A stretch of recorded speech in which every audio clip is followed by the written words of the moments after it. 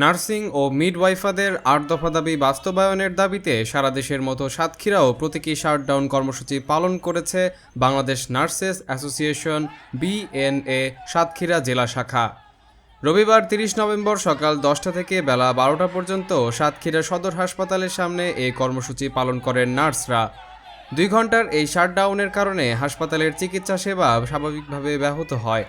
BNA Satkhira জেলা শাখার সভাপতি ডালিয়া পারভিনের সভাপতিত্বে কর্মসূচিতে বক্তব্য দেন সাধারণ সম্পাদক নাসিমা খাতুন, কোষাধ্যক্ষ মাহমুদুল হাসান, স্বাস্থ্য পরিদর্শক ও মিডওয়াইফারি প্রতিনিধি নাসরিন খালেদ, ছাত্রছাত্রীর প্রতিনিধি চঞ্চলা রানীসহ সংগঠনের অন্যান্য নেতৃবৃন্দ।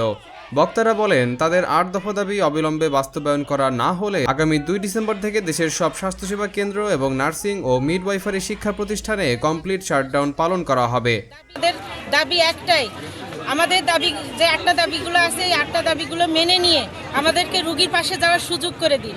মেনে নেওয়া হয় তাহলে আমাদের কেন্দ্র থেকে যে নির্দেশনা আসবে আমরা সেই নির্দেশনা অনুযায়ী আগামী ২ তারিখ কমপ্লিট শাটডাউনে যাব এবং আজকের ভিতরে যদি আমাদের দাবি দাবা মানা না হয় আগামী ২ তারিখ থেকে আমরা কমপ্লিট শাটডাউনে যেতে বাধ্য হব।